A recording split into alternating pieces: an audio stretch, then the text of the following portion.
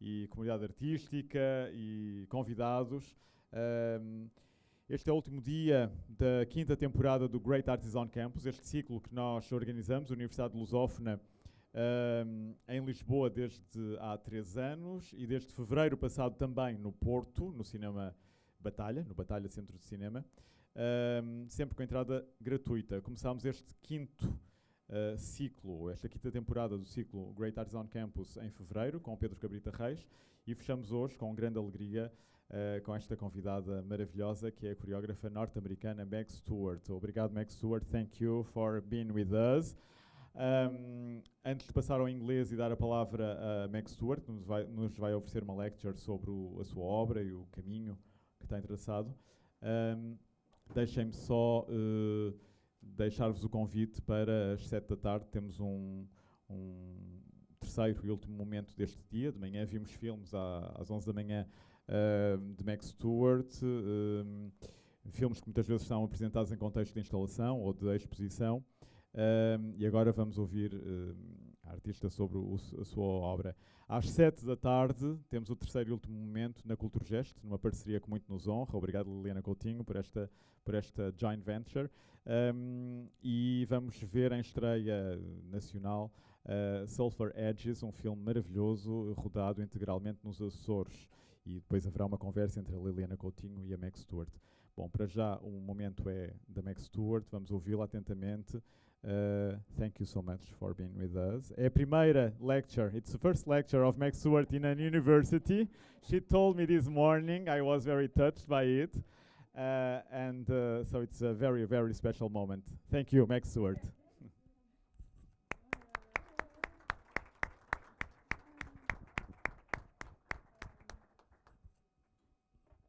Hello, do you hear me? Hello. Obrigada, João. Thank you, Liliana. And I'm so honored to be here and to be in this series with an incredible group of artists. So it's a real pleasure for me, and also to show Sulphur Edges, a project that I worked on in the context of Mystery School with Dora Carvalho and Pakap 8. So let's go. So let's see. Just take a minute here. So does anyone know how to make a film here? You can raise your hand if you know how to make a film. There's two people. Okay. Okay. Does anyone know how to make a dance? Okay. Oh, I'm gonna say maybe, but I don't know. Half. Okay. Yeah. How many people are passionate about improvisation? Doesn't have to be for dance or film, can be just in general. Okay, so we have a ground point. Excellent. Yeah. This thing of what I want to pose or talk about at first is about this knowing and not knowing. So I feel that I mean, I've been making dances forever. I mean, for a lifetime, and for video works much shorter. But in general, I feel I don't know always. I try not to assume. I'm always questioning, and I always wonder, like, where does the knowing of making art come from? Like, how do we know that this one thing is what we really, really need? Rather, the difference between need and want can be something different. But how do we know that it's what we really want to make? And how do we confront that we very often don't know those answers? And how do we come to terms that we don't know? A friend of mine who teaches meditation and dance, she says, yeah, I know that I don't know that I know that I don't know. Okay. Something like that. I think I've really leaned into this thing of not knowing. Because it kind of gives me some ease, and it also kind of fuels this thing of that you dance to find out. Like you don't need it all sketched out and mapped, but the reason to dance is to find out and to understand more. And actually, this experience or this feeling that I have with making dances, I've also applied to video work, which I guess when I look at the history of video and film, that's not very obvious. I mean, there's some improvising directors, but in general, it's a very different kind of process.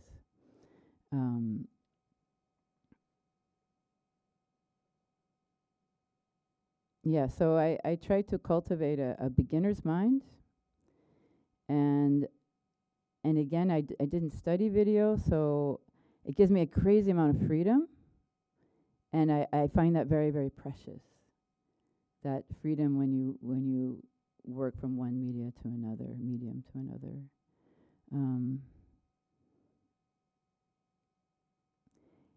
But I trust completely my choreographic perspective and my intuition in general, because I really make friends with this, and I would call this the mystery, because it's a mystery sometimes how work gets made.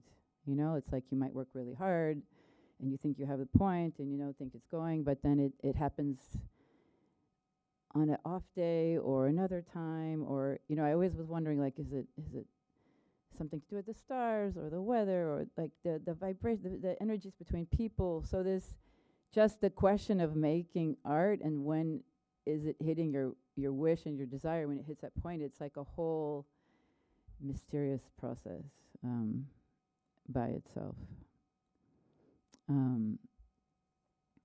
Yeah, and actually I teach a dance workshop very often called Knowing and Not Knowing. And well, you thought you were in just a lecture, but actually you're going to be for one moment also in a dance workshop. So just don't worry. So for me, it's all about energy. Also, that the body is that energies are moving. That energies are moving through the bodies. That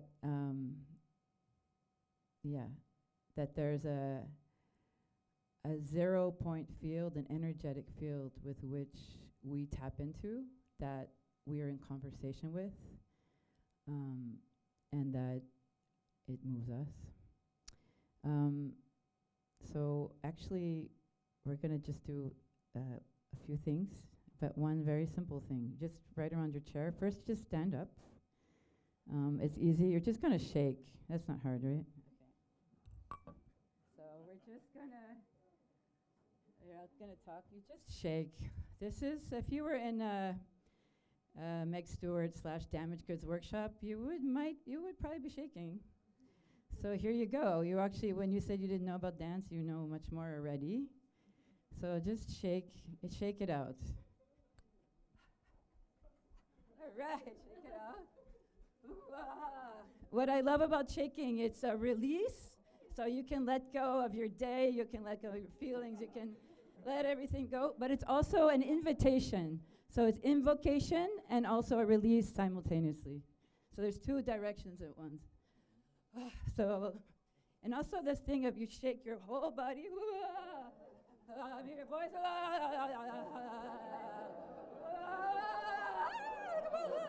If it feels weird, it's really good. Okay, and now just your hand, maybe. This thing of the frame. So imagine this like in film, you focus it on a part. So you put all your attention and focus on just a part. Or maybe your other arm. Maybe your foot. And the other foot. So that's just directing the eye and directing the attention. And a little bit more. So do that as your own. So you improvise what part you want to shake. It's your choice. Your choice. And that choice is your movement. You're all in it together? Okay, here we go. Okay, one last very big shake of all those individual parts. Oh, And now I'm gonna let you sit down. All right, thank you. Oh my God, very tight now. All right, so, but you're not done yet. You can stay on your chair. You're not done yet. I'm just gonna, again, oh, I feel dizzy from that. So, back to this not knowing. This knowing also, it started for me an obsession about negative space. So not only what you see the with your eyes, but again, what about energy or what's in between things? Just to clarify, I'm going to start with some principles in general about movements, like how I experience movement, how I think about movement, what moves me.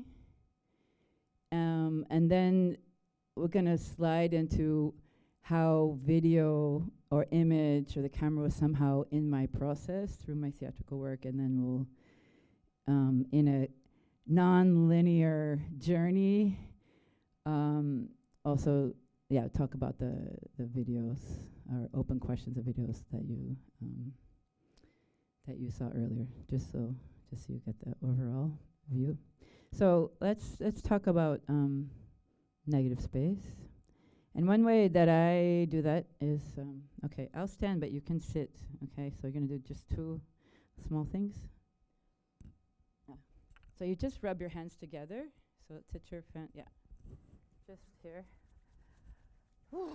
Again, if you were in a workshop, you would probably be doing this. So you just rub your hands together, and you feel the heat. And the right side of your body is meeting the left. They're in a dialogue and a relation. It's warm. Nice. Okay, and now you can just put your hands and you just hold like a box. So your hands are making a box between. So you're holding a box. But and you stare into the box. And you stare into the negative space. So that space between. And you already feel a bit the heat from your hands. So you feel the trace, what you just did before. And if you look enough, it's just like you just imagine that box is a sort of potential energy. Something before it's been named, something before it's been sort of analyzed and codified. It's like, it's possibility. And now, just very simply, you can just imagine that box is breathing and it's moving. So you don't think about your gestures or your shapes, but just that energy between. So keep looking at the space, and maybe a little dance wants to happen. You just can, it might be more curved, it might be more expansive. It might be more bubbly. It might just be like solid. So just like focus on the space between your hands and just play a little bit with that in-betweenness. And that any movements that you might make are tracing that negative space or that.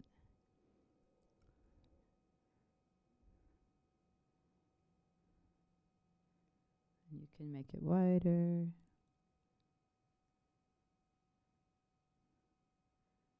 Imagine it's a little slippery, so you kind of have to, it's like it's shape-shifting a little bit.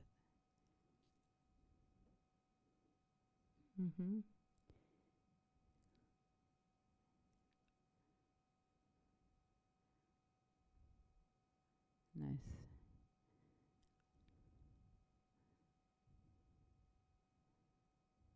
So this is one way to perceive gestures, or one way I think a lot about dance with people I work with is what is not visible, what's not seen, the energy that moves us, the space between things, between gesture. And this is probably quite an obsession. And now we're just going to do the same thing with a different perspective. So one last time, last dance. Go back and rub your hands again.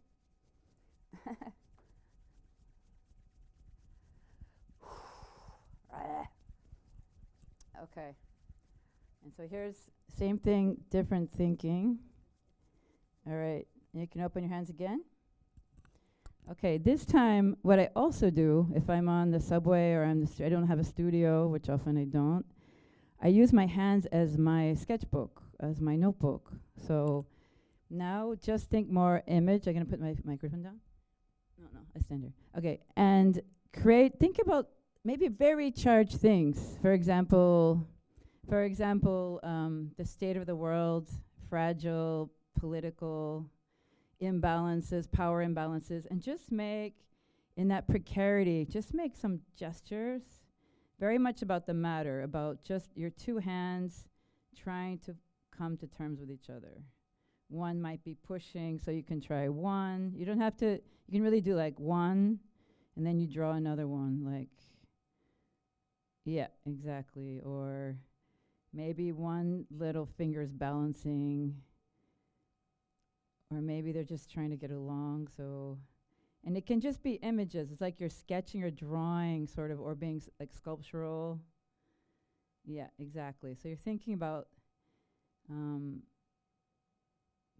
really big things, quite complex things, but you're like charging it in a very small frame. Like how can these two forces understand each other? And maybe you just hang out with one gesture. You don't have to to make it too ornamental or fancy. Just, yeah, exactly.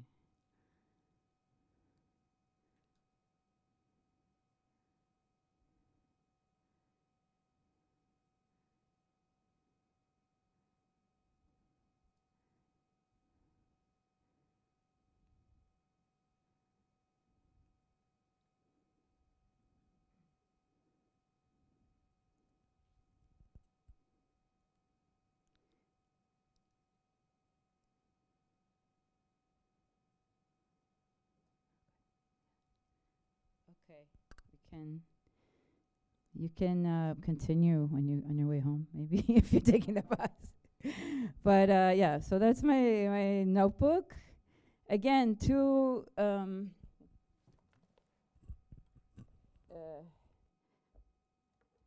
that's like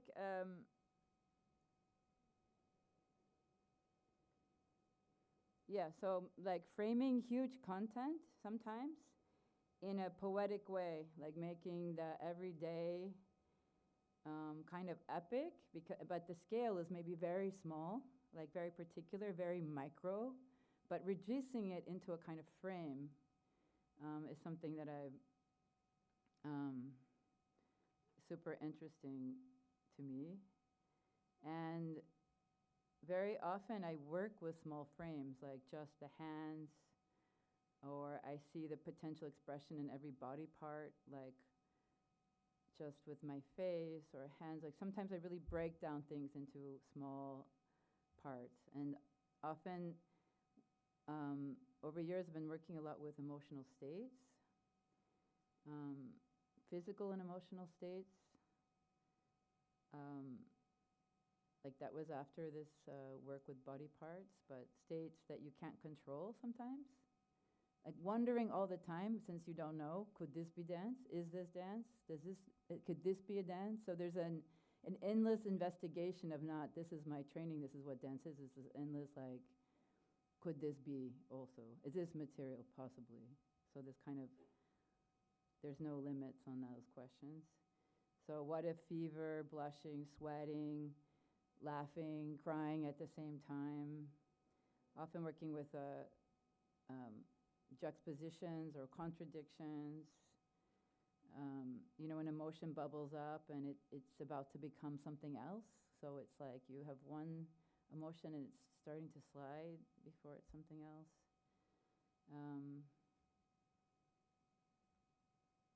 Yeah. And very often when I was working with my dancers, or when I do work with my dancers, I use these video terms, I realized. Zoom, crossfade, jump, change, cut. So like I borrow this language, I realized, and so I try to create ruptures. So the dancers go from one reality to the next. So I'm disrupting a kind of continuity. So there's a shifting going on. So this is also very important, the sense of shifting. Again, it can be very long, it can be very fast, but the possibility that things can shift, that things are transforming, that there's different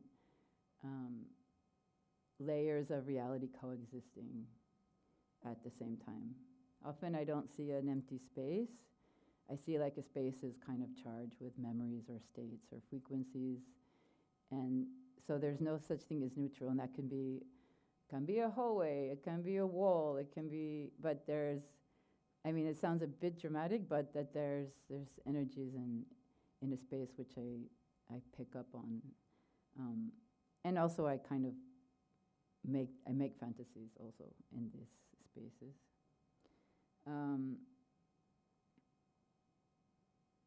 So there's a very famous quote by a choreographer named Yvonne Rainer, but she also became a filmmaker. And she said the mind is a muscle. Not that maybe, I think she was working in the 60s, and she was part of Chesson Church.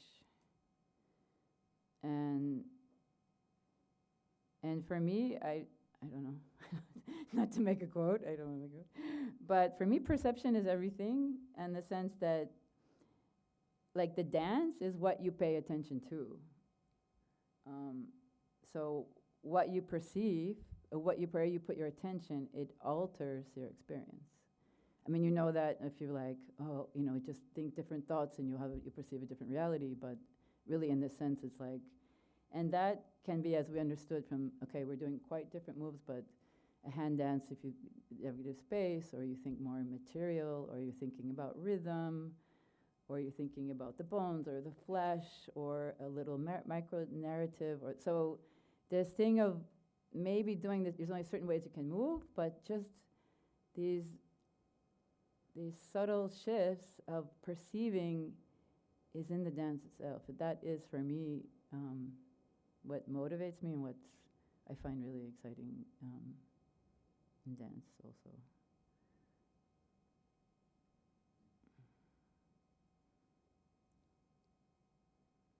So it's about this this movement of attention creates choreographic material. But if you think about that, then there's probably, if that's about your attention, then there's probably also all this subconscious material that's also moving you. So there's the stuff that you feel like you can control and you can think about. Like I can think about how my glasses are on my head and the sound of my voice, but there's probably some other stuff going on that that's already moving. So that sense, you know, working with the dreams, with this subconscious movement that's kind of coming through the body.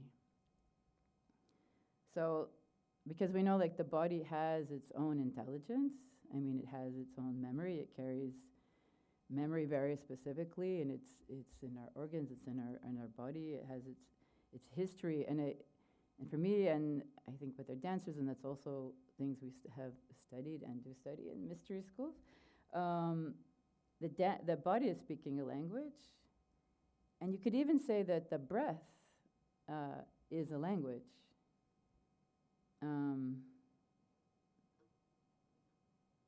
Like if you deepen your breath into a place in your body that has pain, for example, you're telling in a language that your body understands that to relax and to soften and to release. So it's not only about this thing of like, I know with my mind, or I know, but it's also that there's an alternate knowing that is at play, that's going on next to even this, what you think you know and what you are doing. or what you're investigating. Yeah, so, and then when we're making art, as I expressed before, I think we work a lot with our intuition, right? Like, where does that come from? But from this, you just have this feeling like, I have to do this, this feels right, you know? And so just getting really intimate to this, like, what is that intuitive charge? And again, I think they have proven it, but I'm also very certain that there's, and this is where I'm no scientist, but I'm convinced that there is an energetic field, and that actually emotions are just energy with a color. Like, I see them as colors. Okay, there's more emotions, but they move you, and that there's a field of energy that is everywhere, and it's vibrating. We're vibrating. You know this from a very famous book called Vibrant Matter. Things are, well, we see things, but things are, there's frequency, there's resonating, there's, even if we're conscious it not, even if we believe this or not, it is taking place. And we know that through sound, how music affects us, how space affects us in all ways, how space is also. Yeah. So, yeah, we're actually, if we like it or not, I think, we're in a dialogue with this invisible movement or energies. And we can really play with that, and we have, I think, played with that, imagining that we're channeling other energies, frequent spirits, that we're going forward and back in time. So all of this becomes imagination and becomes play, and has been a lot of resource through all the projects, is maybe moments of wanting to feel it, or sometimes I even say we're dancing and we're feeling this energetic field, and then I would give it a task or prompt like, oh, now we have bad Wi-Fi, which basically means we don't feel connected, we don't feel the energy, we don't feel ourselves, but that also it makes a super interesting dance, because I think very often we, for all certain reasons, with each other, with our work, with our own intuition, we have bad Wi-Fi, so it might be good to get in touch with that so we can dance that as well.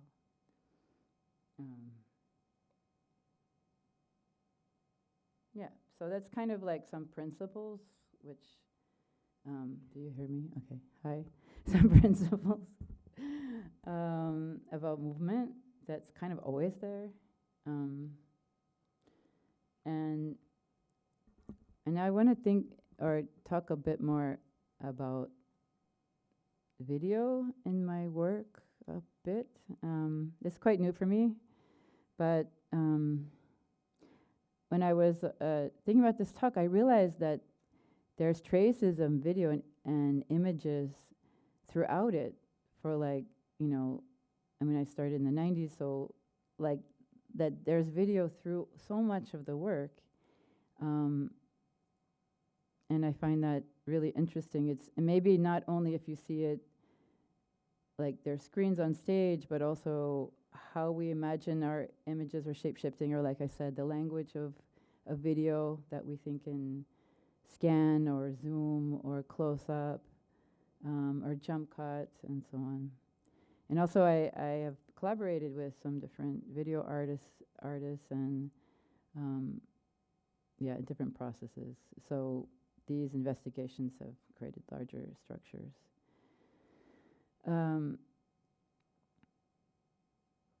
Yeah.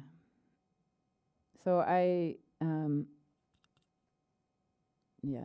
My parents were theater directors, very short, and I grew up in the theater. So there was a lot of theater going on, a lot of, like, it was hard to know what was real and what was not. So there were our friends, and also there'd be a lot of auditions in our house and rehearsals in our house. So what was real and what was not was a little bit of a blur sometimes.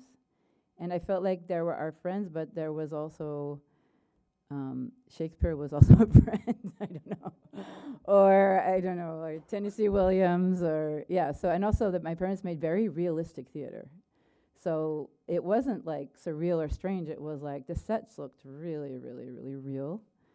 and um, and often the actors were amateur actors, and so it was like community theater. So it was all around me. I felt like I was rebelling because I decided to be a dancer, which I didn't. I wouldn't call that seriously rebelling at all. But I had the feeling like I have to be myself. But then I realized also over time that I actually was really interested on that really thin line between where dance and theater, like when gestures lose their meaning, or you don't quite understand the narrative, or the narrative is just you only have a trace of it, or so this edge, I would say. And yeah, I was in their plays, and I was backstage, and I was, and then started dancing. Yeah, I won't go, I'll keep moving forward, but eventually I started studying at NYU, and then later at Movement Research. And while I was studying, I had a hard time staying present in the exercises, like the repetition of the exercises. I just was kind of because I knew that I had made a few sketches or studies, I did some studies on my body, like sitting, falling, lying, some little small dances when I was 15 and stuff. But but something in the training, I couldn't stay there. I couldn't stay in the class. I mean, I had attention. It would be terrible now to think about if this phone was with me, I would be no good. Anyway, so to stay inside, I invented dramatic and often epic narratives to motivate the movement. They weren't very visible. They were only in my head, but it helped me stay with it. And I did these while I was training, but then also when I left school and I wanted to make my own work, I felt like I needed a reset. Somehow the language that I learned was not the right one, or I wasn't able to, I would have to find a new body or a new way of moving in order to talk about a sort of contradictory inner world or an inner landscape. It's there was a gap. So I feel like I had to start over. But anyway, earlier from there, I was doing these narratives in my mind, and some of them I thought it was the end of the world, or I was the last person on earth. I mean, it's a bit kind of crazy, but, or I had lost all language, and I only had my body fragments to carry me, to communicate everything what it means to be human. I would only have my finger to talk about humanity. These super over the top that you would only feel or experience in film, I think. And I think it was maybe this kind of, I don't know, it was a bit silly, yeah. Or I would imagine a future body, how would my body be in the future when there was, or maybe I didn't talk with my mouth, or I talk with my knees, or I don't know, something very sci-fi. And a lot of it was a little bleak, a bit punk, very much apocalyptic. And actually, we can start our video program here, but actually, weirdly, in the future, later on, I was able sometimes to realize these fantasies in some pieces that I made. I'm just going to show you just to see it.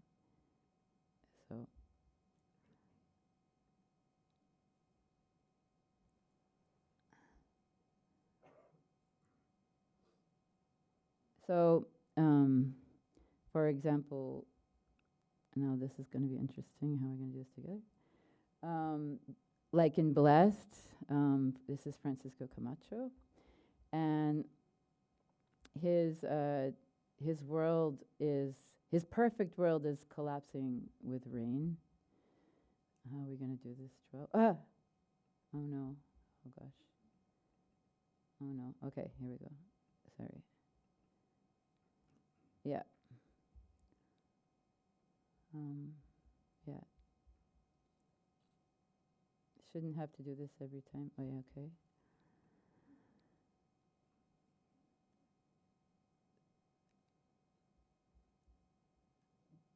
Or in another piece, a group on a planet, they're on a planet together, this planet in some universe, and it inflates and deflates.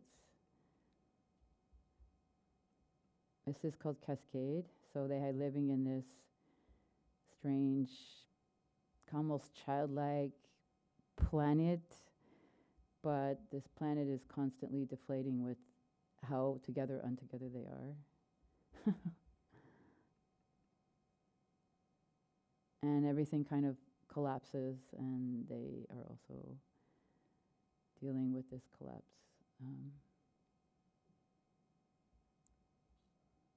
Or another example is this piece. It's called Glitch Witch, where like these three women, I'm also in that one, they're dreamers, like, and women that are kind of creating an alternate reality at the very edge of the world, like the end of the world. So yeah, this filmic fantasies somehow ended up in real life. Here, not knowing, we're explorers, we're detectives, we're creating our fantasies, our trips. So this was these, I would say, screen dreams, filmic dreams that actually happened, and we're able to realize with collaborators and artists. This one, this stage was by Nadia Loro, who also lives in Lisbon, just to say. But I'm going to go back to the beginning. So, like I said, it's a nonlinear, crisscrossing travel. So, at the start of a project, I often feel kind of disturbed. Like it's not fun. I feel like something's off balance, or maybe I have like unfinished business, or something I can't solve. And yeah, and in the very, very beginning, before there was stage, before everything, I worked very, very close, again, with this sketchbook thought, but also with fragments. So small gestures. So everything was close all around my body. So my first work was the figure study, made in '91. It was set in a void with no reference points. Oh, sorry. Wait. Hold on. I'm going to take this out. Oh, okay. I got to do this, I guess. Okay. Information. Okay. So, here we go. Yeah. So this I like, this feeling of the zoom. So now like this, like that trying to what was possible only with, so I tried to create a void, like a negative space. And this piece was made, with Francisco Camacho and Carlotta Legido. And I met Francisco in New York, and and I asked him to be in this project, and it premiered in Belgium in '91, and there I met many Portuguese choreographers, including Mary Montero and João Fiodero and many others, and also Andre Lepecki, and it kind of, this whole piece like launched my artistic life in Europe, and also kind of started a long connection and to the Portuguese dance scene, actually.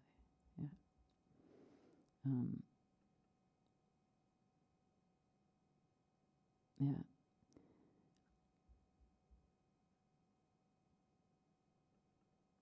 That doesn't look so comfortable anymore. Yeah. So this talking about vulnerability, contradiction, what's possible with the body heart parts. It was very raw, and we never warmed up. Actually, we just went right for it. Okay. And even if like later I would make works, I would still feel that the audience, so thinking about film and video as a perspective and how it meets my work, I would feel like the audience were only seeing a certain part of the body. So here I'm, instead of dancing with my full body, I'm still only in this small frame. So in my mind, I'm zooming in. I'm putting the attention. I'm directing the eye and kind of saying what's possible and sketching, even if I might be on a big stage. So yeah, just yeah. I'm sorry. Oh, okay. This is fun. Okay. It's fun, first time ever. Okay, so, and yeah, so this is Marcio Canabero. Also, again, just working with this thing of the small frame. And here is an example of that on video. Oh man, no way this keeps opening like this. But here, so there's like 5 people on stage, but again, you will see if you focus on Marcio that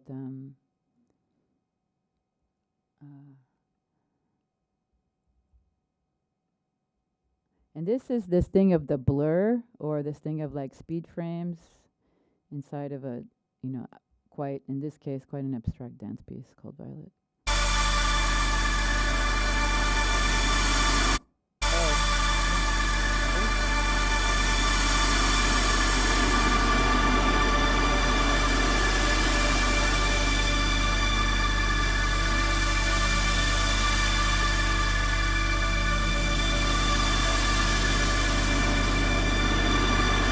See the work with the energy, with energies. Oh, what happened? Yeah, with forces like beyond the field of the body. And this energy trying to contain it, to shape it, to work with it, to meet it.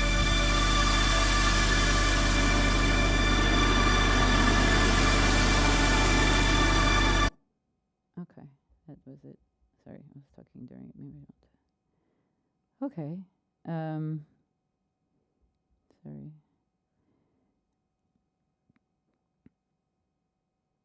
So beyond this things of the small frame, I continued. I have my company is based in Brussels. It's called Damaged Goods, and I work. For a long time, I was working in Zurich in Brussels, and then later in Berlin and Brussels. So this company was moving between these pieces that are more abstract, things more theatrical, in this constant investigation in dream worlds, fantasies, fictional landscapes,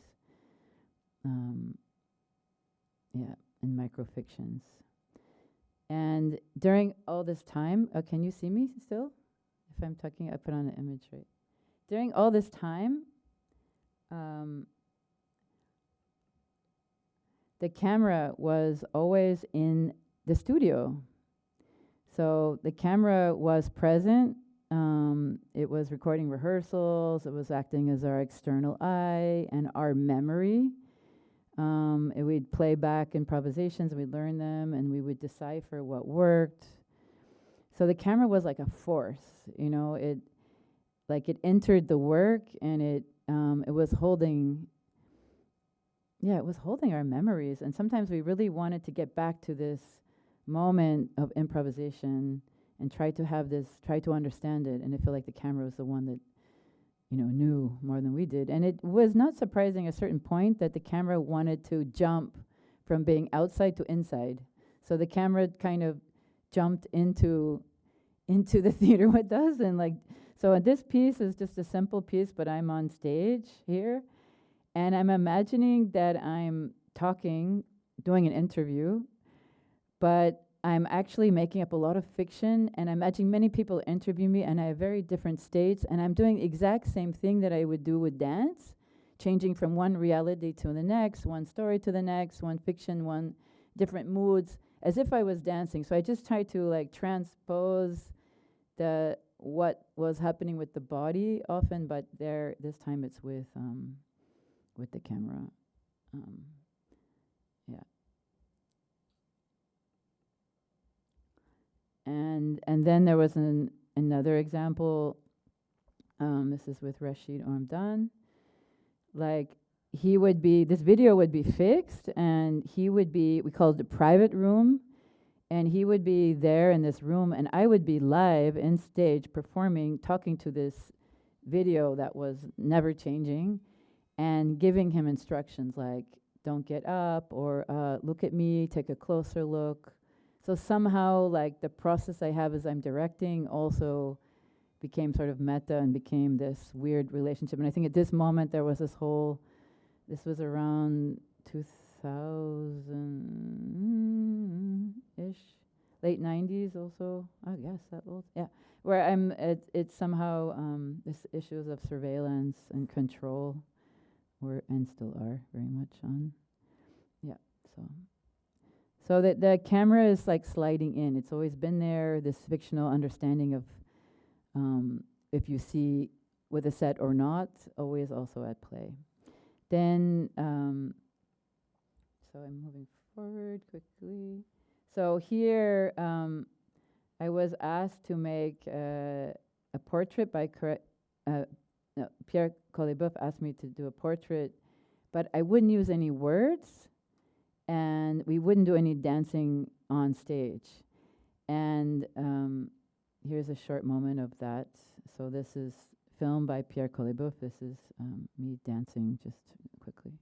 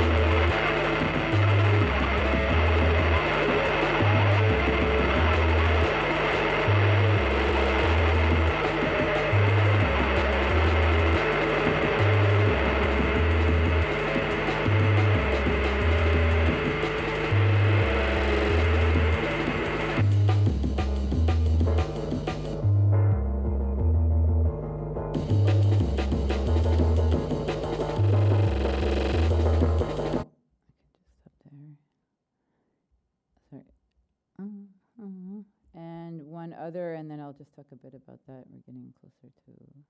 Here's another one with Benoit Lechambre. Just a short moment here. Oh, thanks. Can we? Sorry, can we turn the sound up a little bit? Is this? Yeah. Okay. Perfect. Thank you.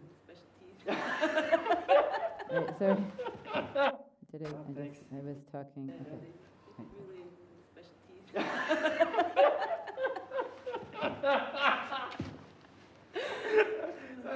Yeah, well, you know,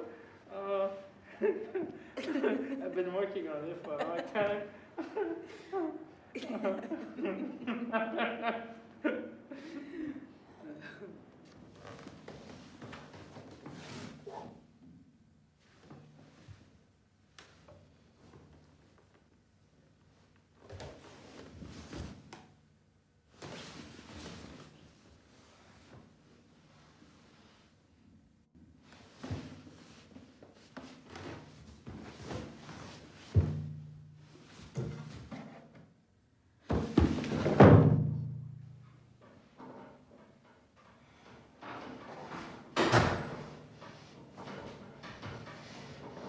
Yeah, no, just one or two. Yeah. Yeah, I mean.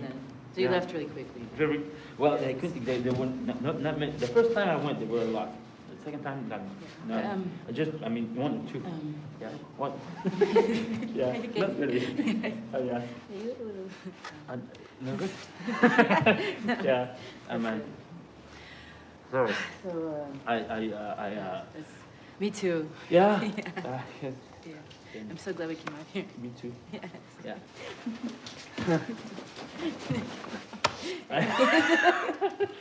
Ow. Yeah, but yeah, I don't have to. It's like yeah. Maori was the name. Yes. Wow, it's like.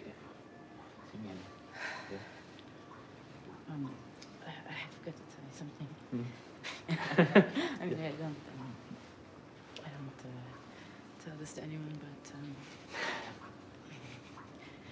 well, You can say. I I can say? Yeah. Okay.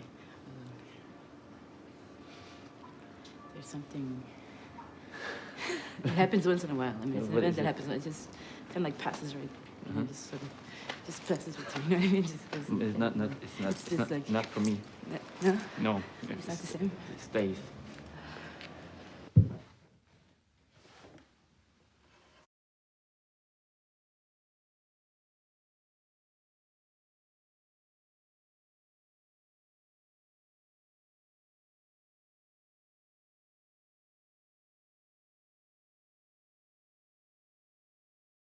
And I always thought, so this was my first real contact with film. And I always thought that you would be waiting around, that, you know, there would be a film crew, and then you're like going to be the performer, and then you're just waiting.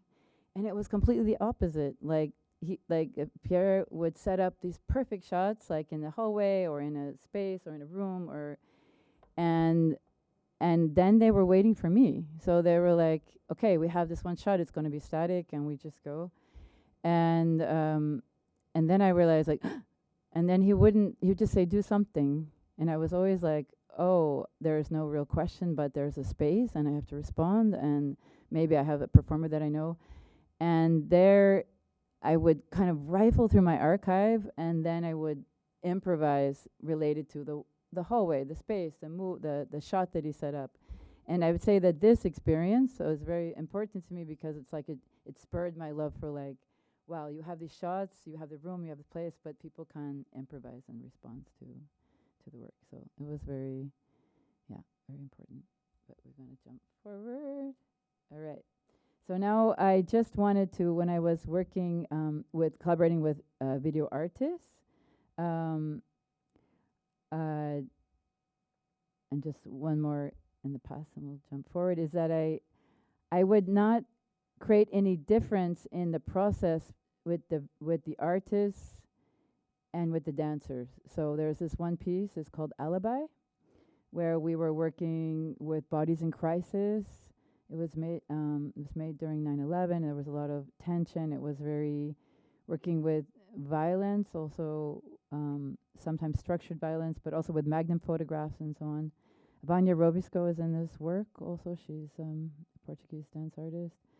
And so I asked the video artist to shake and to be under stress. So I just used the same terms as dance for Chris Gondek, who proposed the images for this scene. So.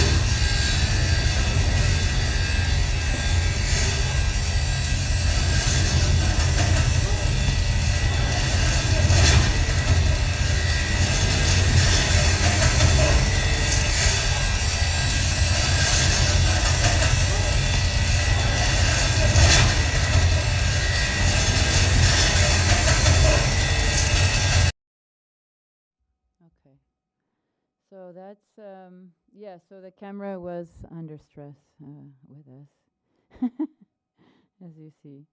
So yeah, I'm gonna now shift. Is there any questions till now? How's everyone doing? Okay.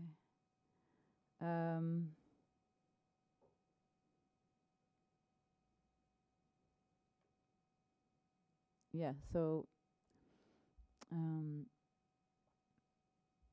wanna. Yeah. So here we are. I'm gonna start here now, where we started this journey today. Yeah, I was saying a bit before, but it for me, like with all these sci-fi fantasies, it was really crazy to make these video series here because it was a real sci-fi fantasy, right? Not sci-fi reality. Because, well, we were in COVID and we were living through this unprecedented time. I mean, in some positive ways, we were, we would never have opportunity to work in a building like that at that moment. I mean, it was, that was very rare. So in weird ways, things were open, something opened up. But at the same time, it was very strange also. And yeah, this rooftop became our studio. And again, this feeling like maybe the theaters will never be open again, or maybe what does it mean to perform for the clouds or for the trees or for the sky, for the bird, like. And then of course this sense of like, well, we need to make videos here, and we can't put this experience in the theater. Though very similarly, as you can relate to the movements, we were kind of improvising, but I think anytime you're improvising, you're also in a deep conversation with your past. I think there's a misunderstanding to think that you improvise and you're just also there's a not knowing, but there's also a knowing because you're in dialogue. Things surface, things come through you. So yeah. During this time, one of the dancers there, Tyron Williams, he said, well, let's not get used to this place. And that actually became the title of the book, the recent book about the work. And the space is kind of liminal, like we were somewhere, we were nowhere. We were in between places. We were in a quiet city in a lockdown. The only sound were like the buses that were protesting the lockdown, the wind, the strange architecture. Why did he make this dance studio up here? I don't even think people have access to it. Like it was a very, very strange feeling. But also we felt it was really like a gift also. It felt like it was so special to be able to be a studio and to have this long process. So we didn't just have 3 days and make something. We were there for like a month to work. And here, and so here's another image of the,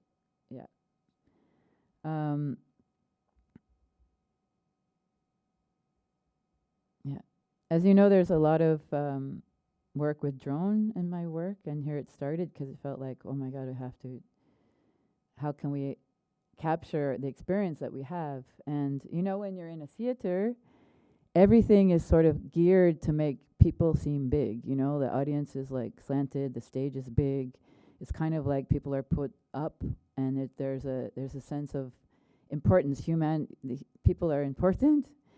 And then the sense of drone was a sense to have this other scale that we're just one small thing in a huge landscape, and then there's a different relativity and connection with nature, which is probably the most mysterious force of all. But the wind, the clouds, the ocean, which you'll see later tonight. But like this thing of the scale of this, like how to work with this immense, and also how to take something that's also kind of, the drone camera has really been abused, I think, and it's all issues of power, and also showing these big shots, and how to kind of make something poetic and human, and to talk about the relationship with scale and nature. It's been something I've been super fascinated by. Yeah, and then and here's the clock, and just to simply say that it's a feeling of another kind of time. I mean, we did experience, again, we all know probably that this COVID time, this other time, and also that it felt very much, again, I think someone said to me after that it felt like mourning, and it definitely was about loss, and it was definitely that people were dying and people weren't able to honor them. My friends, their father and mother were dying, like there weren't proper funerals, there weren't proper goodbyes. So there's definitely a feeling of ritual. And that this thing, if you think in quantum reality, quantumness, I don't know, say, that even if we're doing it here, it matters. So even if we're, we didn't know how the quality of this video would turn out. It was just that, we knew that it was having meaning, even if it, it was just here and we weren't with other people that were, that were leaving this world.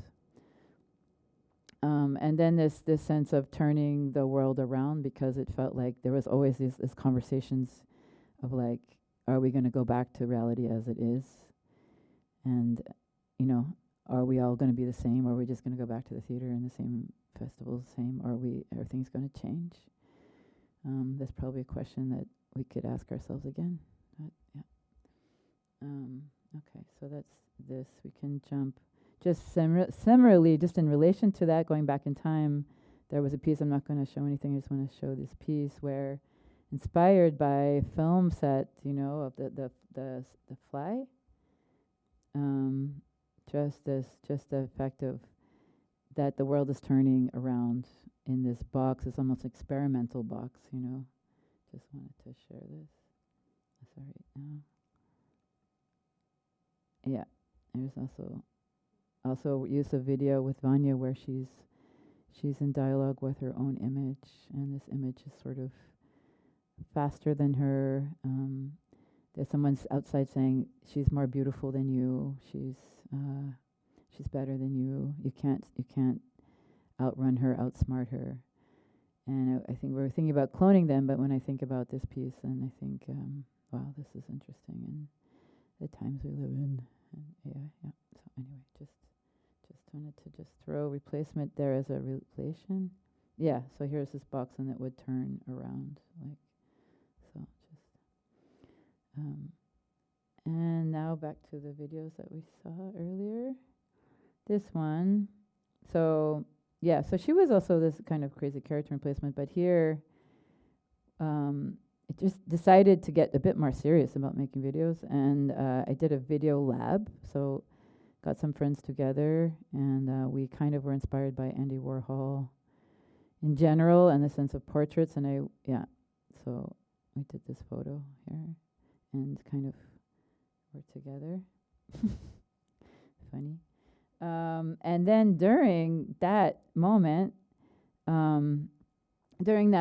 while I was in the lab, I got a call that that my mother was not doing well and that I had to come right away. And my brother was there, who was also supposed to be in the lab. So it was a weird mix between where fiction and reality came together. So instead of going to be at her side, and now she's actually still alive, so she actually, turned around. She wasn't doing well, but now she turned around. I kind of was there in her care as a character, so not exactly as myself. So this weird mix of characters, the theater, the fiction, but also the care, and then this whole tension between the importance of art making and the fetish of art. And this character in this little video, when I'm like holding this sculpture, I just had this image, like this fantasy of like a woman that like has money and then buys art, and then you always wonder like, what are they doing with these objects or this art piece? Maybe what are they doing with these paintings when they afford them, and do they, I don't know, could they masturbate with them? What do they do with them? Like, I don't know. There was something in this private world of art and celebrity, I don't know, inspired by maybe this Warhol lab. So that was shot right before, and so I just followed the time, I just followed, and by chance, my brother-in-law, actually, this is his apartment, and he's in the movie, and he's actually, he's like a hardcore Republican. It's not very easy to talk to him. Actually, we don't even talk anymore, because it's impossible. So this was some years ago, and anyway, we were able to kind of share this space, and me and my fantasy and this weird fetish with the car. So we were finding some kind of connection at that moment. Yeah. So, yeah. I will maybe just cycle through. I'm going to skip this part. Maybe I'll talk a bit about the portrait series and then the end, and then we can do questions. Is that fine? Should we? Okay, I'm just going to go for it like that. So the portrait series, yeah, I guess I'll just, how are we on time for, yeah, it's fine. Yeah, so in 2008, I was asked to make a dance in a factory for Bolzano Manifesta. And I wanted to work just in the micro again, back to the face, the details, and make a little, like, fairly cool choreography with my eyes, my mouth, like make something choreographic. And I was really having problems doing that. It was not easy at all. And then kind of an in-between moment, like it was almost like lunch break, I started standing in front of the camera, and in one take, I just did this portrait, and where I was like crying and laughing and tracing the tears and doing gestures, but looking at the camera and looking away. So this thing of like, here I am. I almost had this image of like, you know, when you inappropriately get emotional, like you might want to, I don't know, you have to get your papers, or you want to get a loan, or you have a visa. I don't know, this thing of like, you know, tears never come at the right time, but that feeling of like, I have to keep a formality, or I'm doing my work now, but actually this sense of vulnerability of like things moving through you, but still not wanting to like just sort of go away and just holding the gaze. So this thing of that the portrait often is kind of, when it starts, you kind of know how it ends, and this idea that it would be something that would be moving, that there would be, again, like I was describing, like this shifts of attention and shifts from rhythm to gesture to emotion to this like this questioning of this contract of like, what are you looking at? What do you want from me? Are you real? Am I real? What, you know, this kind of obsessive questioning. And so there's been a series. I would love to keep making more. This is interesting. All these people are around that moment. We actually faked this a little bit. This was our Jeff Wall, but because that's the dramaturg. But in fact, she had problems with her back, but she doesn't lie exactly like that. But she wanted to kind of look really good in the photo. But yeah, there's the person holding the camera and the lighting. So just like that, there's all this world by, you know, like, it's interesting in film how an intimate moment is sometimes really complicated by all the energies that are around, and it's very, very strange. It can be really strange. Sometimes you can be more intimate on stage because there's not all those people right next to you. They're just in the dark, far away. But yeah. Yeah. And so these are some other, just to show the image, is another portrait of Jason. It's quite funny. Right? So all the portraits are modeled after the first one. So they watch the first one, and then I kind of guide them through it, but they only do it in one take. This is Mathieu Ferland, who also did one. It looks very different. And here we can talk a bit about Kotomi.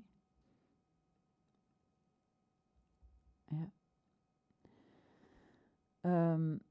So what's important is that, like, I know her. We've made many pieces together. She was in Replacement, that piece on experimentation, the one in the box, the one on monstrosity. She was also in Blessed. And so when she did it in one take, and she's improvising, and maybe we did a preparation the day before, but these are the constraints that I put on myself that I couldn't manipulate and couldn't cut. And I guess I'm also slowly starting to be friends with the edit or the cut, or trying to understand, but I think I feel at first, or I just as I'm developing as a video maker, filmmaker, is that I don't know, I didn't want to interfere. I absolutely don't want to work with tricks or don't want to make things. So I try to have a very light hand, because I'm obsessed with what a live person has to speak, how they speak and what their experience is, and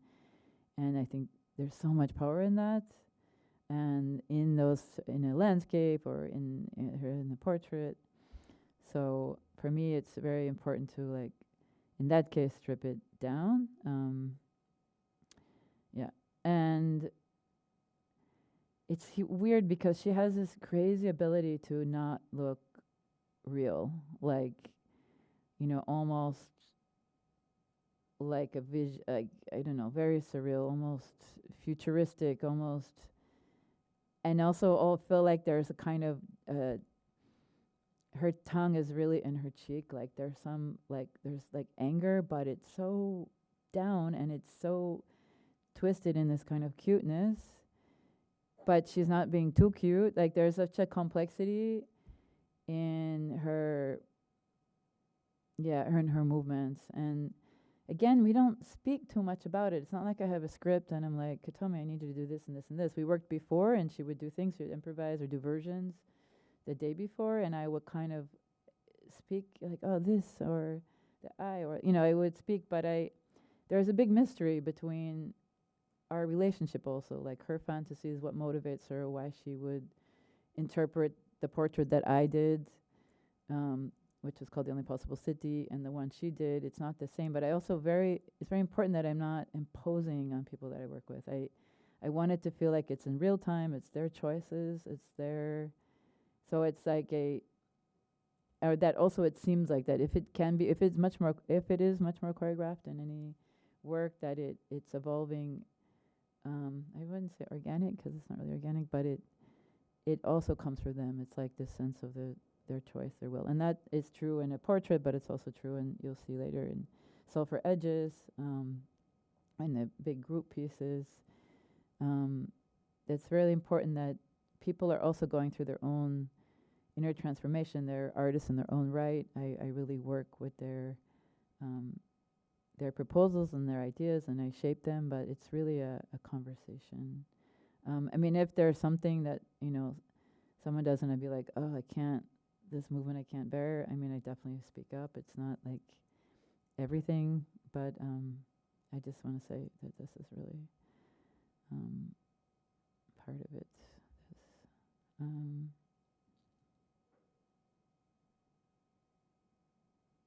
Yeah. So there's a kind of magic that happens, because again, it was ultimately in one take, and we didn't like, oh, let's do it again and again and again. It was like, we both were like, oh my God, that was it. What was it? So this thing of like, there's an energy of force that's also kind of in the conversation between us. I'm next to the camera.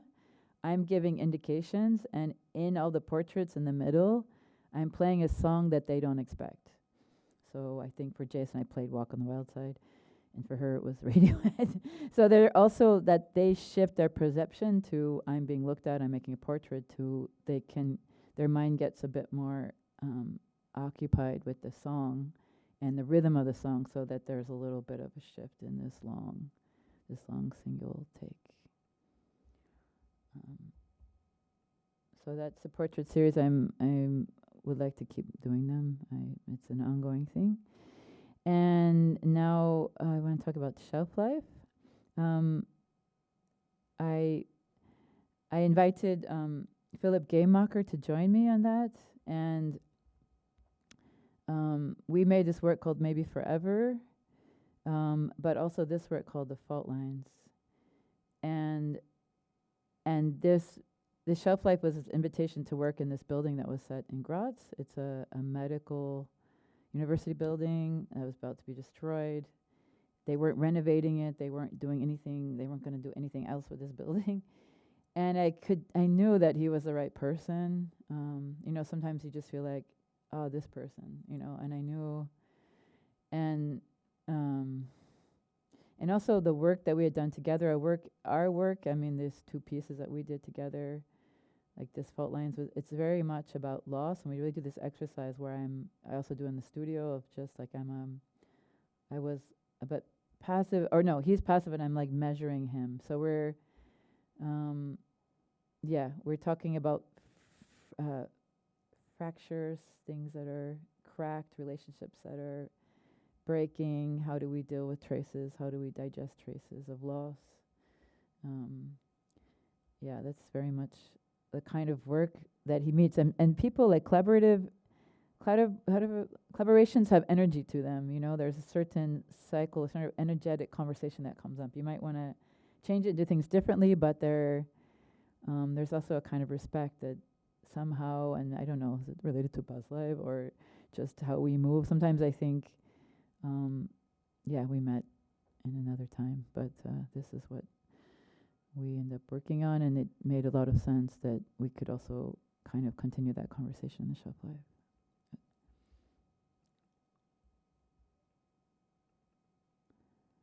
So here, Vladimir Miller, so that's Philip Gaymacher, it's like we're there and we're in this room and he's like just drawing. So again, drawing the invisible world, lines of energies, maybe thoughts, maybe our elbow is speaking. It's lines of connection or disconnection. It's so this like tracing, sketching, being together but completely apart, wishing together, maybe, this kind of relationship here was in that. Sorry. And now in Shelf Life,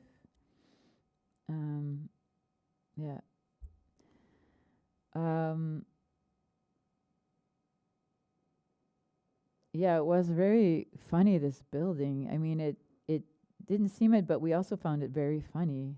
And also we got very obsessed on this thing of like, the absurdity of these, the chalkboards that go up and down and this thing that turns, and how we used to understand medicine and health by dissecting a body.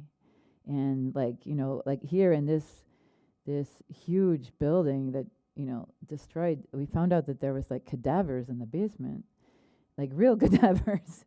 And so this the feeling of like these people were analyzing health and body by chopping it up and looking at it and not thinking of it as something integrated or connected or related to anything else. And that maybe that's why this building was destroyed, or maybe it's a brutalist building, it was an eyesore for Graz, or so this sense of like absurdity, useless. So it's not that there's tons of humor in this particular one, but this thing of opening the drawers and closing the drawers, and like this kind of, maybe the job is over, but you still have these traces of these actions, or this sense of waiting, or we got left behind, or like, so we again, through very just physical, simple actions, kind of lived in this sort of this subtle but quite strong sci-fi fantasy of like, again, maybe we are the last humans and we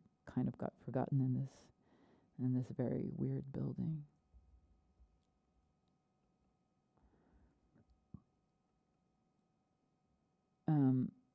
Actually, this image, it's from Cascade also. So Jason was in Cascade again, like freely, like, oh, this is a costume that was in the theater in Cascade in that other planet, but maybe we can just drop Jason into this planet.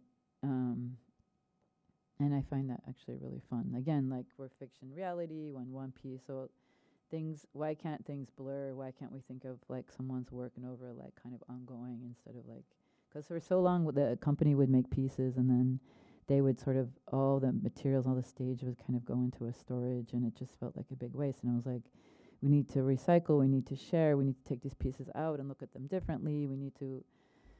They need to live and they need to breathe. It's like when people have like incredible books and they just stay on a shelf. Like it's important that things can. So this whole sense of another kind of ecology of work, or what happens after the work, or with the practices. Often we make pieces and then later they become exercises, or exercises become pieces. So again, that this sense of something, trying to make something a bit more holistic and connected, and that it, the pieces in a way are never finished in my mind. Oh, well, okay, maybe film, even the films, I don't know, but the sense of it can go on, that it can have other lives, it can have it live other realities, and can be shared and transmitted, and maybe not, that repertoire, instead of just teaching a piece itself, but you teach the principles of a work, or the principles, or so that's also, I've been very active with teaching and sharing, and that also has one reason that brought me to the mystery school, is to work with mystery in all levels, and this sense of self realization and transformation, and to work with a community, but also just to really share the practices that, and yeah, and to work in community. So, and here's the drone again. Obsessed with these lines, this web, these lines, this little bit of grass, like when you're in the desert and the tiniest thing like shows up, like this really, really faint bit of hope, but not really. Yeah, it just, this really moved me actually. These lines on the concrete here, and for me also, there was a lot of dance in this research we did in the days that we had. And Philip was like, "Where did you do with the dance? What happened?" And that's actually a big pleasure to say. No, not pleasure. I don't say pleasure, because editing can be just really exhausting. But what I want to say by that is when you make a piece with people and you work for months and months and months, you're in a very different relationship to editing, and especially if they contribute their own proposals and you work as a collective, and that sense of having a spark, a wish inspired by a landscape or an idea or a collaborator or a moment, and going in and being in this kind of feverish improvised directing and seeing what's happening and giving feedback on the spot, and give like this, and then having this other layer, this other moment where, especially when you don't have, you might have some ideas, some shots, some wishes, some feelings, but there's no script, there's no layout. Again, this is improvised filmmaking, and with people that improvise as a practice, also is important to say. And then afterwards, this is editing process, which I do with the camera person, one-on-one, and it really takes its time, and it's really obsessive, and every little detail affects the meaning, every timing, as you know. I mean, those who are making movies and films, and all of that is just really, is where, of course, the work really appears. And here I really wanted to make that step, to not have dance in the front, to really have the building, the choreography of the building, to the building, the architecture as a partner, and how that as partner would kind of highlight the absence, and that there was nobody moving around, no medical students, and that it was going to be gone. And finally, it leads us, there's one thing I want to share. So one thing and 1.5 things. Okay, here we go. I wanted to share that after all this fantasies, fiction, dream landscapes, working close with the body, small frames, I started to get I really want to work in real landscapes. I don't know. Again, maybe it's my age, maybe it's just a wish of. I think that moment on that studio in Berlin on the roof was really kind of spoke to me a lot. And so this thing, I started to do experiments in shallow water, like this, where you're in water before you start swimming, like this moment where it's just before the shore, where the water, and so I made videos and studies around Berlin of this, working with shallow water, and I was just really interested to work with water because of the mystery of it, like you're in it, the edges of it, when you're underwater, like part of your body is underwater, you're in two different realities, and you don't feel yourself the same. It's a very, sense of buoyancy. If you're holding a body in water, it's like how light they are. All of its epic matters, water in general, and also water like holds memory. And so to speak, to dance, to listen to water, to create fiction in water seemed something I really super fascinated with. And I ended up making a short, this is a short clip of a full-length piece called Waterworks, which was set in Zurich, and I was, the audience are sitting in rafts in the water, and the performers are in the water and the shore. So, and there all these issues about weather, all this unpredictable. You think you're an improviser, and then you're having all different kinds of conversations, of course. So just a quick clip of that piece.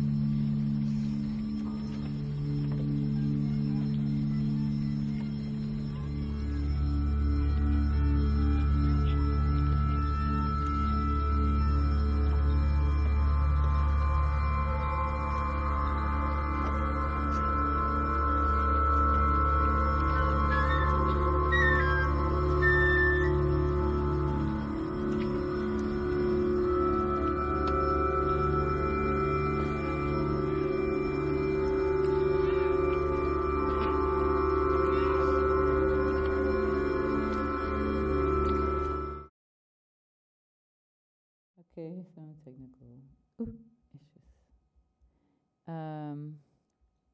And and here, I'm just gonna, and here we are at what holds us.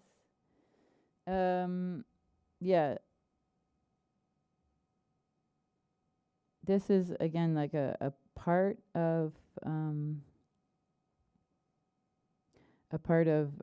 Sulphur Edges, and so the 19 participants of the mystery school are here. We had worked together for 3 months. They had agreed to be part of this mystery school project for 6 months, and so they started in February, and this was filmed in April, and there's again a lot of magic in this particular scene. One, because the mystery school was really dynamic, a lot of strong characters, a lot of energy, a lot of intensities, but there was so much love and so much care, and there was a big commitment to be in community and to be together and to live together and to care for each other, and it wasn't easy. So this is kind of a dream, like a utopic dream. Maybe this one moment, maybe represents a moment of the wish, of like this harmonic wish, also being able to kind of slip away and create there was all these relationships and formations. It almost looks like land masses to me, how the world, like new geographies, how periphery, like decentering, new relations are forming and unforming. Very much what was going on in this commitment, because if you're together for 6 months, there's a shift in consciousness. You're not just learning. You're like, there's another kind of togetherness, and also we talked a lot about decomposition there, like a kind of unlearning, unknowing, like things that we had assumed or projected or imagined. And learning is, it's uncomfortable. That's why it's learning, I guess. I always thought, oh yeah, we're going to be learning together and we're going to learn this and this, but actually there's this whole issues of gaps and like, again, back to this, like, I know this, but actually, wait, maybe I have to look at this another way. Maybe I have to turn upside down, or maybe I have to look at a detail, or so there's definitely like was a shifts. And I think what's particular about this, it's, if it was a ballet company, which I can imagine, like a ballet company would be like, oh my God, that's very pretty. We could do that. I don't know. I maybe, but I don't know. Maybe I'm also so partial, but like I feel all those people, and it's not that this harmonious embrace, though we worked on care. We sat in silent circles together. We had a lot of check-ins. We had a lot of emotions. I mean, which is water is emotions, a lot of tears, a lot of transformations. And I guess if you would sign up for a mystery school, you're open to be changed. You're open for alchemy. You're open for to be shaken. And I think all of them really went very deep and in that sense. So I think that the fact that this wasn't obvious for that group, and that there was something else at hand, and that that this moment, we're able to find this moment. I mean, there's only scene in Sulphur Edges that was reshot, so we did a first sort of messy thing the first day we arrived, and I was like, no, we have to go back when the hot springs are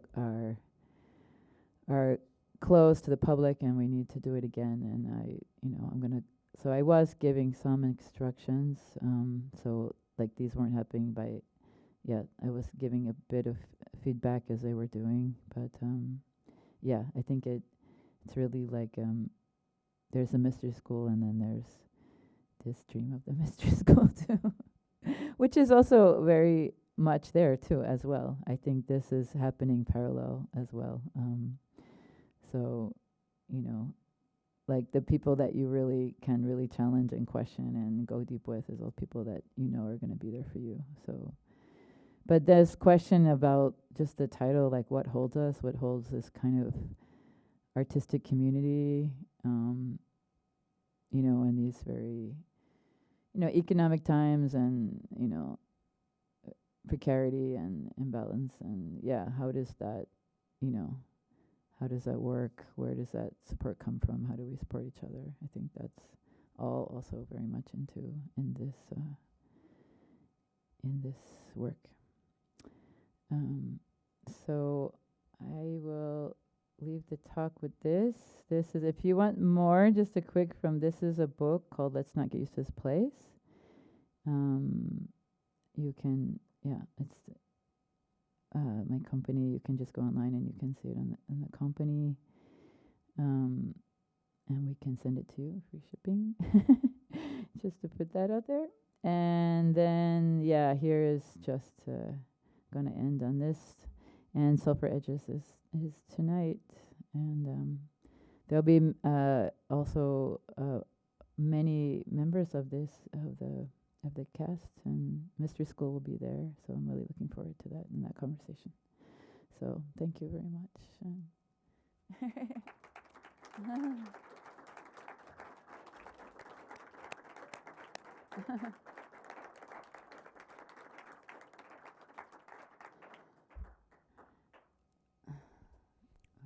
Thank you so much, Meg Stuart, for such a beautiful lesson. Now the conversation is open, if you agree. There is a microphone that can pass on hand to hand. There are no assistants on the room, so let's be autonomous as a community. Sylvia. I can be an assistant. Little bit of context. Thank you very much, Meg, and thank you, Culturgest, Liliane and Joan, for bringing you to the school. I have a few students still here. Thank you for coming. And I teach a class in the first semester that I call Practice of Attention, and it's inspired on the work of Lisa Nelson. And one other phrase that she had was on attention, very similar to what you said. The attention is the dance somehow. And something else she said that was very important on my work was working with the camera changed my nervous system and the way I move.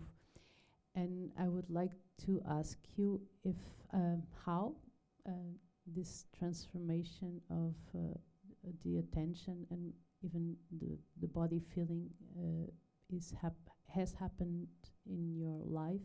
I remember the first piece I saw from you was with Gary Hill.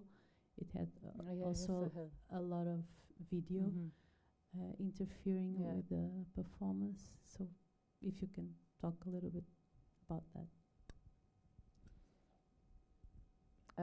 Can you just, it's about, can you say it one more time? Just maybe I'm just a bit spaced. How working with the camera and video affected the way you were receiving and proposing.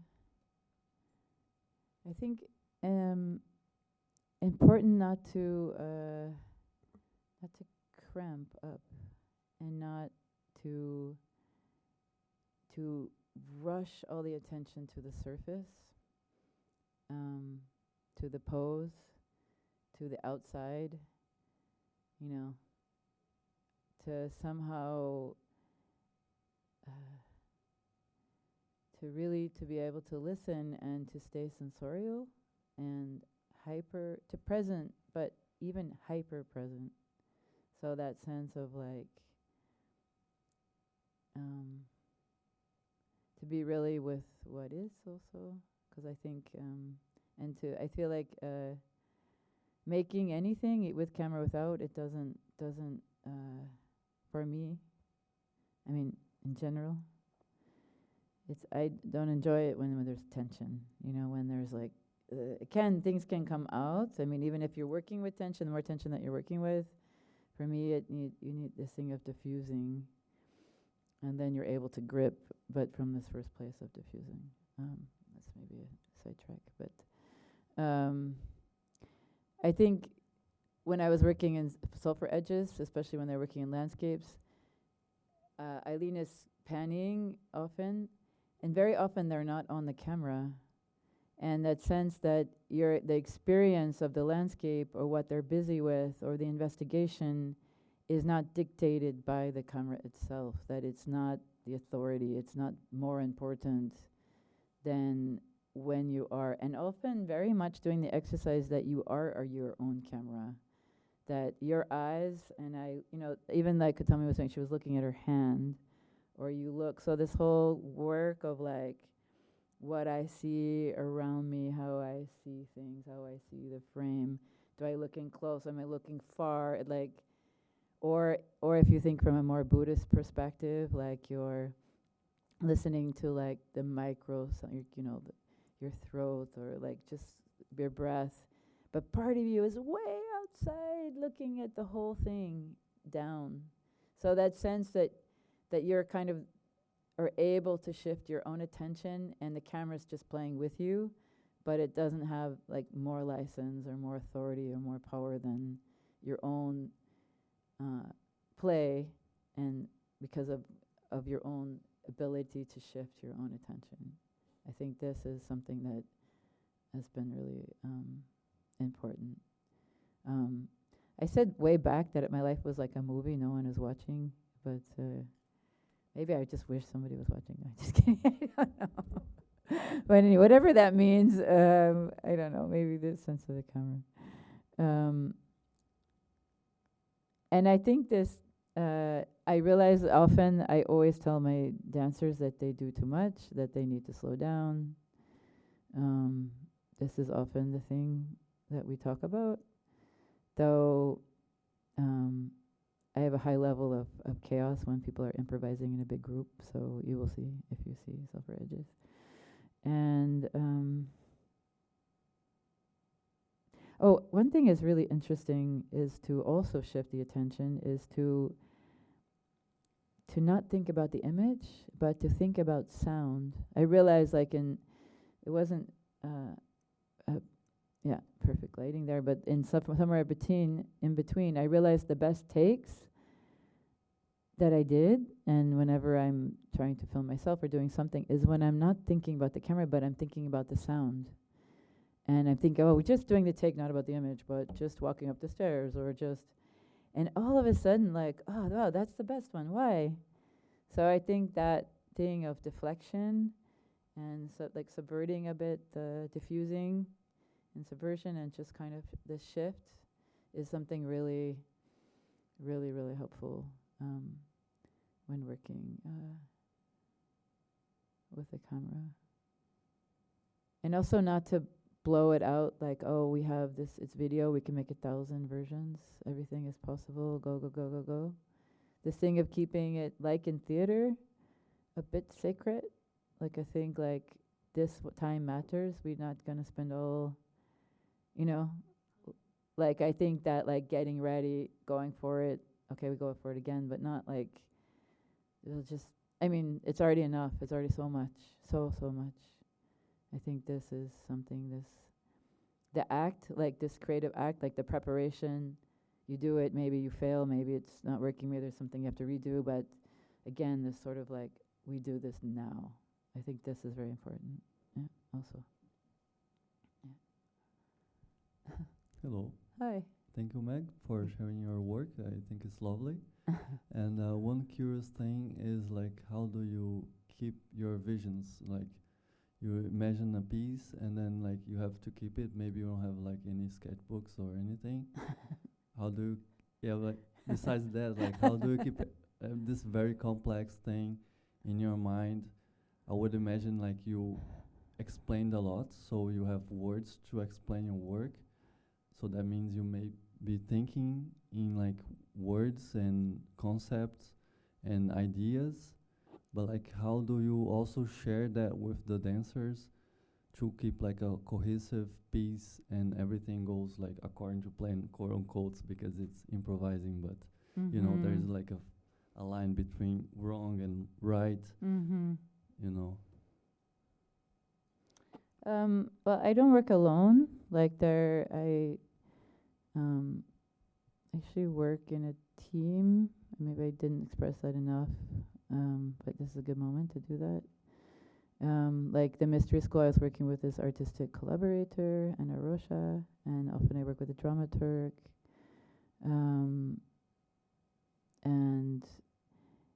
And I work with people that I respect and that respect their eye. So if someone like Nadia Laurel is going to do costumes or stage, she also is looking at the dramaturgy of the stage. Like the stage has its own logic.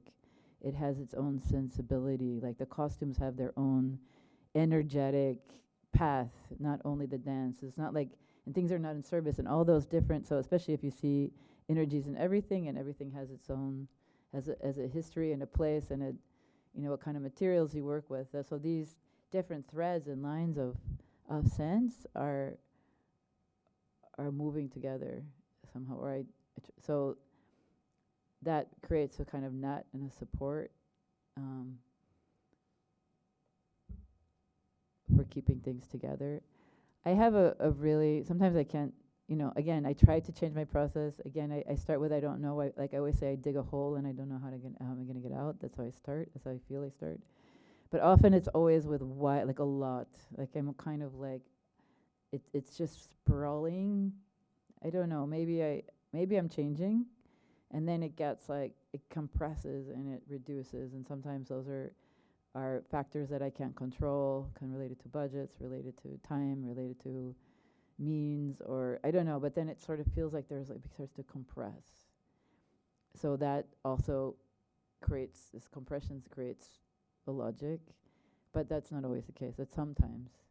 I'm interested in kind of leaning more towards the visual art because I feel like that's kind of, it's more singular, but it can still have this multiplicity of meanings and the way it can expand with duration, and yeah, so that is different than making that huge piece with beginning, middle, end.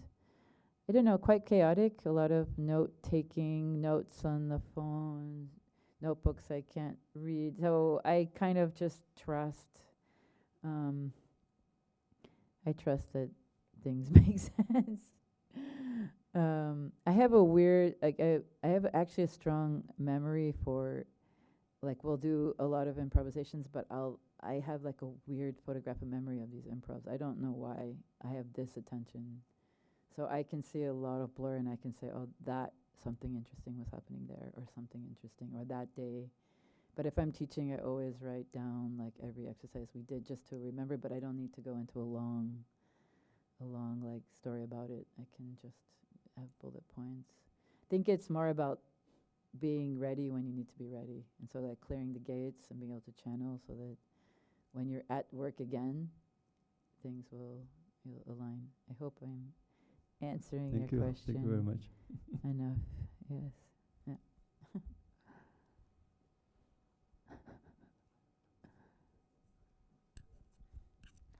Thank you, Meg, for this journey along your work.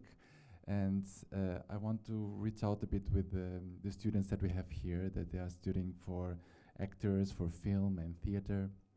And sometimes it's not clear the chance that they can have also to work in dance or contemporary dance.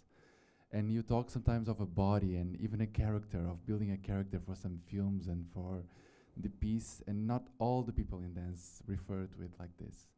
So I was intrigued if you can say something about what are the qualities in bodies or performative qualities or techniques that you're looking and you're valuing even more and more in the performers that work with you and with you yourself also. Mm-hmm.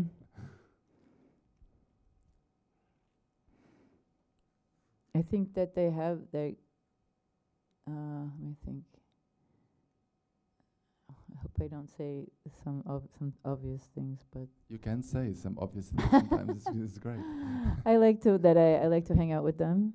It's important. I know it sounds silly, but you know, if I work with people as brilliant as they are, and I don't want to spend. I'm not saying I need to spend lots of time with them, but that's just one thing. I don't know. This is something about the on and off. Two, that they can go really, really deep.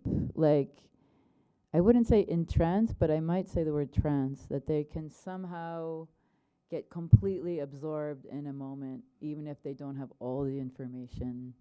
Again, they don't know everything, but you know, there's water. It's ranging. They have to walk through it, and they, you know, like Emily.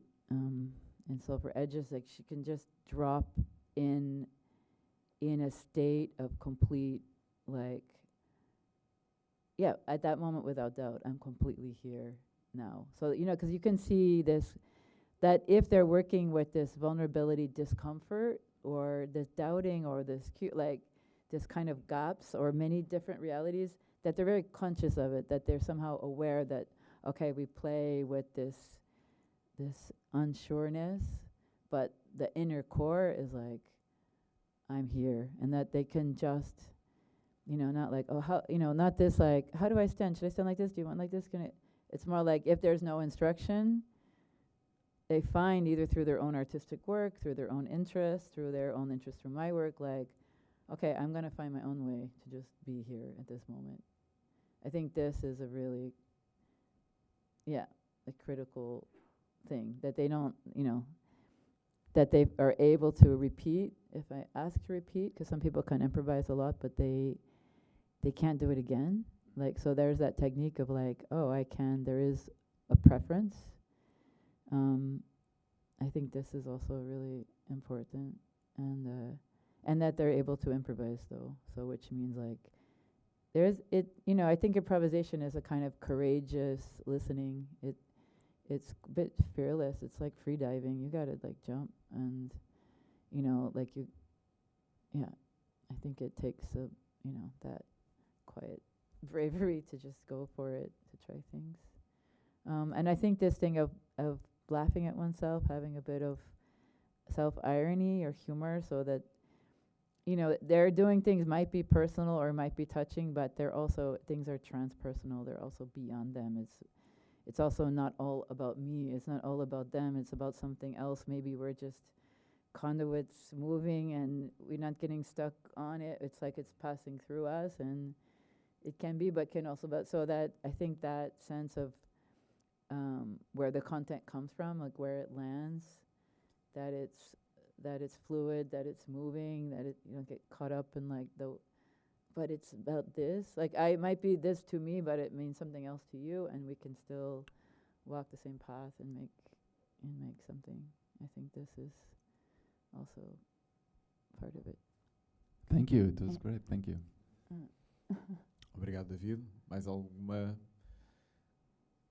proposta, ideia? Então, I think it's time to free you. So thank you very much, Meg Stuart. And I invite everybody who can join us at 7 o'clock in Kulturgest. We'll have the premiere of Sulphur Edges, this new film of Meg Stuart. Please feel welcome. Thank you, Meg Stuart. Obrigada.